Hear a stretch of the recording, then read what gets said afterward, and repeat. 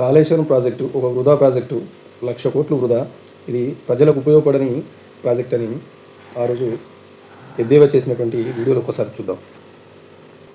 అవసరం లేకుండా కాళేశ్వరం బ్యారేజ్ పెట్టినా తోలుకోవడానికి చిన్న బ్యారేజీలు కట్టి పైకి నీళ్ళు తీసుకొచ్చి మూడేళ్ళు గడపలే వేడిగడ్డ కూలిపోయిందంటే ఖాళీ వేసడం కమిషన్లకు ఒకటే కదా దీని కట్టిన.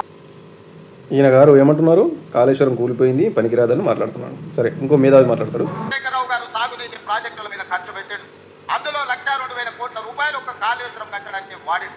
1,00,000 కోట్లు పెట్టి కట్టిన కాళేశ్వరం 3 ఏళ్లనే కట్టుడు, 3 ఏళ్లనే కూలుడు జరిగిపోయింది. ఇప్పుడు ఆ కూలి దాన్ని మొత్తం తీసేయాలంటే మళ్ళా ప్రభుత్వానికి 1,000 కోట్ల రూపాయలు ఖర్చు. ఈ మేధావి మాట్లాడిన మాటలు విన్నారు కదా. కాళేశ్వరమే కూలిపోతే, కాళేశ్వరమే పనికి రాకుండా పోతే ఈరోజు వస్తున్నటువంటి నీళ్లు ఎవరు ఎత్తిపోస్తున్నారు? రేవంత్ రెడ్డి అయ్యి ఎత్తిపోస్తున్నాడా? రాహుల్ గాంధీ ఎత్తిపోస్తున్నాడా? ఎవరు ఎత్తిపోస్తున్నారు? ఇది 100% కేసీఆర్ గారు సాధించినటువంటి ఘనత. ప్రతి కాలువ ద్వారా ప్రతి ఒక్క మడికి నీరు చేరుతున్నది అంటే దాని వెనుకున్న కృషి కేసీఆర్ గారిది.